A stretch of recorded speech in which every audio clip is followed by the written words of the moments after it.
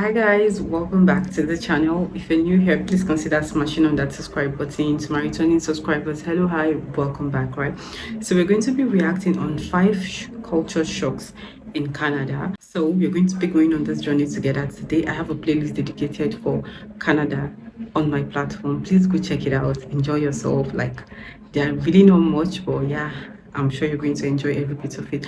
So without any further ado, let's check these shocks together. In this video, I'm gonna talk about 5 things that shocks migrants when they come here to Canada. So let's go. Hey, if we haven't met, my name is Bernard and I make videos about life in Canada as a migrant. So if there's something that interests you, make sure you stick around. When you come to Canada, you'll find yourself surrounded by this new culture every single day. Now, this could be a bad thing or a good thing. Depends which country you're coming from.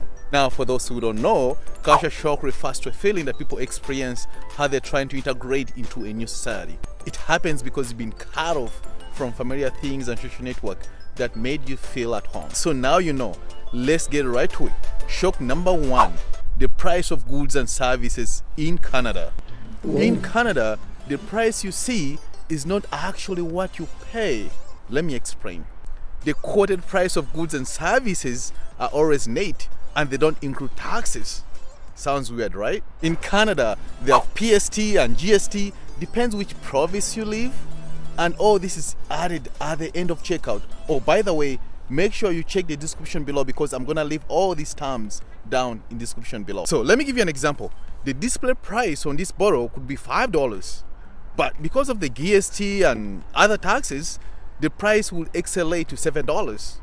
A 5% GST is applicable to all transactions in Canada with the exemption on basic food. So remember, when you're a newcomer here in Canada, the end price will be higher than what you would expect. When you're doing your budget planning, be sure to ask a final quoted price that includes taxes and all applicable fees to avoid unpleasant surprise. Oh, by the way, I'm gonna include a link below about taxes in Canada, so make sure to check it out. Shock number 2, the weather. Canadian winter can be very brutal and it can take you months or forever to get used to it. This country can get really cold, and by cold, I don't mean -5 degrees Celsius. I'm talking about -40 degrees. Look. Snow everywhere. When I came to Canada, I had no idea that this country can get as cold as -40 degrees. So coming from Africa where everything's warm, this was a big shock. When it snows in Canada, it snows the entire day and it can take several months. Take a look. Wow. Canadian news outlets always get so excited when winter weather hits.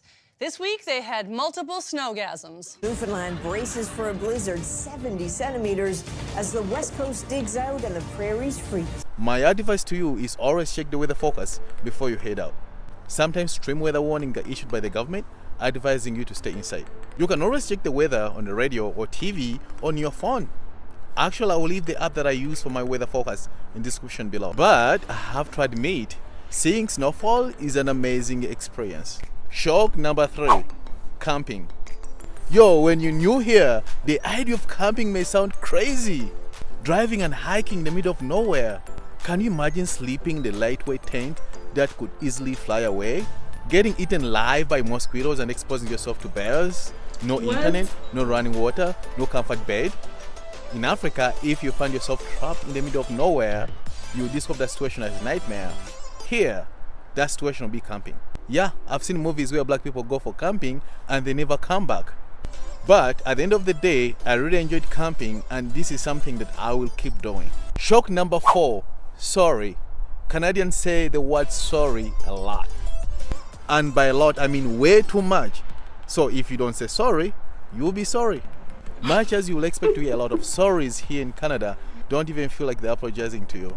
Saying sorry isn't always an apology. It's a national anthem. It's just being polite. Sorry. Canadians are known to be very nice people and super friendly. Shock number 5, your credentials and work history. Resuming your professional career in Canada is likely to be the biggest challenge you will face when you're moving here in Canada. Sorry guys, it was freezing outside. That's why I've decided to shoot the rest of this video in my car. So anyways, if you're from Africa, Asia and some part of Europe, having your credentials recognized here in Canadian marketplace is going to be difficult. So I strongly suggest that you bring as much documents as possible. If you work in a highly specialized field, like medical field, it could literally take you years to be licensed to practice in Canada. We have people who have been lawyers back home, but here they're driving Ubers, sadly. Now, here's the good news. Canada has some bridging programs that can help you gain employment in your field, and they're fully funded by the government. I hope you guys enjoyed this video and found it very helpful. This was super beautiful. I just love the fact that he took his time to explain, and some of them were so funny, like literally the way he was speaking, you know. So these are his own shocks. I'm going to do so well to go check other people's culture shocks so I can be able to compare everything together and have my own knowledge about how Canada operates, right? So let me know your first experience when you travel to Canada. That's if you've been to Canada. Let me know your experience and let me know how you felt while you visited that country, right? I hope you enjoyed this video because I literally did. Yeah, I'll see you guys in my next video.